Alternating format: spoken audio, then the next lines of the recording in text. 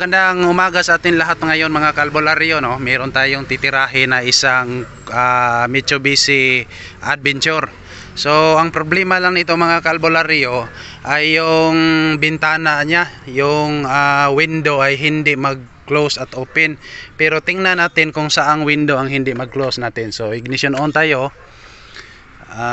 Driver side, i-test muna. Okay naman to. At saka yon sa passenger side. Mag-o-open naman. At dito tayo sa likod. Tingnan natin dito sa likod. So dito mga kalbularyo, hindi gumagalaw. So tingnan natin ito kung anong problema nito, ba't hindi ito gumagalaw. So tingnan natin mga kalbularyo kung ano ang makikita natin dito. Kalbularyo, nakita natin, binuksan na natin yung panel niya sa door panel. So andito sa loob makikita natin yung motor. So ipakita maya kung ano ang problema sa motor, ba't hindi siya gumagana.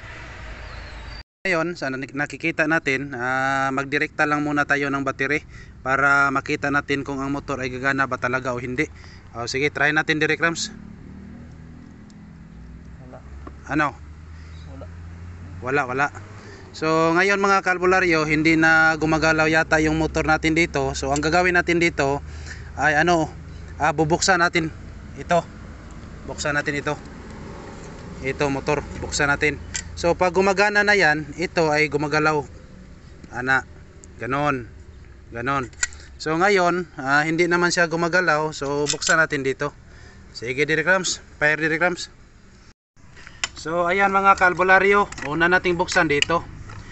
May nakikita tayong tatlong screw. Ito ang buksan natin.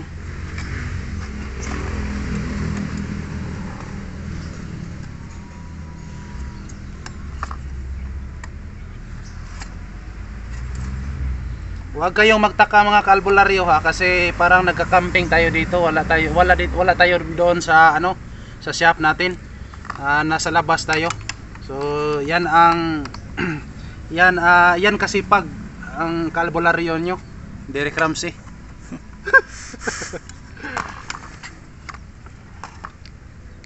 Okay, so ganito lang.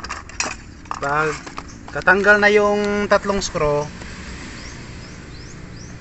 parang i-pull natin ito.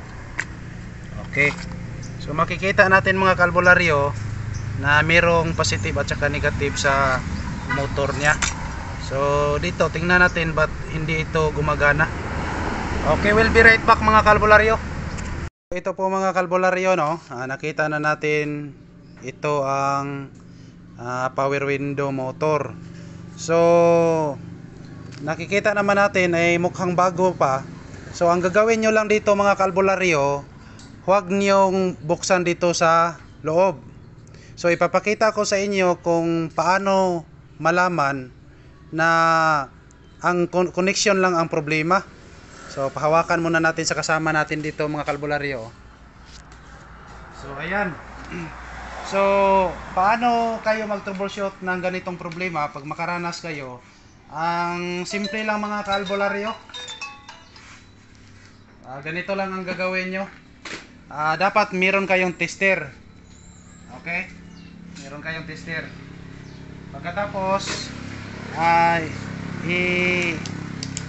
i-set natin sa continuity. Okay, so nakikita natin na meron ng continuity, no? Naka-continuity na tayo. Try natin ang probe. So ayan. So meaning to say na connected na. So pag hihiwalayan kong dalawa, so walang connection, hindi siya magre-reading. So proceed na tayo dito mga kalbularyo. Nakita nyo to, yung pula. Dapat itong pula mga kalbularyo at saka ito, dapat mayroong connection. So try natin kung mayroon bang connection. So wala. No, wala mga kalbularyo, no. Hindi gumagana yung tester natin. Wala. So ang gagawin lang natin dito, maghanap lang tayo ng kahit na maliit na wire. Ito, maliliit na wire lang. Ikabit natin dito sa ito ikabit natin dito, ito po, at saka red color. So ikabit natin. So tapos na tayo mga kalbularyo. So ang ginawa lang natin mga kalbularyo, itong wire na ito, itong maliit, ay sinulda lang natin. Gumamit tayo ng soldering gun. Tapos naidugtong natin ito sa red color na wire papuntang switches. Sa switch, papuntang switch. So ganito lang ating ginawa. Tapos i-test natin sa battery kung gumagana na ba to. Okay, we'll be right back mga kalbularyo. So ito mga kalbularyo, no, ikabit na natin dito sa housing nya. Pero kailangan siguraduhin mo rin mga kalbularyo na hindi ito, anong tawag nito? Stuck up. Oo. So parang hindi siya gaano ka smooth kanina, tapos nilagyan ko lang ng kunting WD-40. So ngayon ang smooth na talaga, oh. Okay na. So ngayon mga kalbularyo, i-try nating ikabit dito sa housing kung talagang yun lang ba ang problema. Kapit natin ha.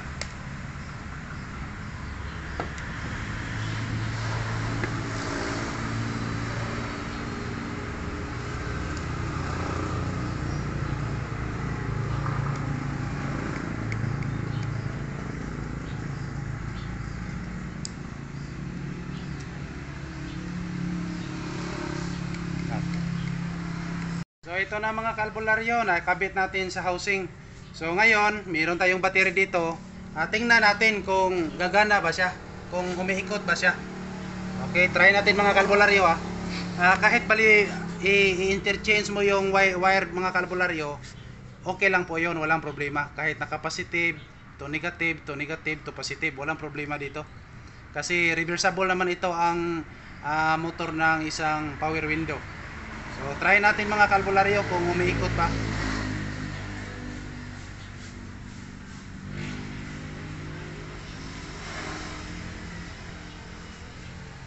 Tingnan nyo ha. Ayan. So nakikita nyo mga kalbularyo, no, na umiikot na ngayon. So pwede natin bali yung positive at negative. Dito naman tayo. So tingnan nyo, reverse yun. Ayun mga kalbularyo, gagana na. So yun lang po ang problema. Huwag niyong palitan agad ng bago kasi ito ay mahal to. Kung magpalit kayo ng bago, mahal to. Almost 2,000 ang isa. So sayang naman. So wala naman tayong problema. Ang ginawa lang natin, yung dinugtong lang natin ang wire sa red color at saka yung nakaabang na parang pin na nakaabang sa beside sa anong color nito, red. So yan lang ang ginawa natin mga kalbularyo. Problem solved tayo doon. Kalbularyo, na ikabit na natin pabalik yung motor dito sa loob. Oh. So tingnan natin kung gagana na ba, na meron na tayong load. So ignition on, Direk Rams. Ignition on na. Oh, sige. So try natin mga kalbularyo ha, down tayo. Okay. So gagana na mga kalbularyo, no. Oh. Okay, so problem solved mga kalbularyo. Ikabit na natin. Ibalik na tanan board.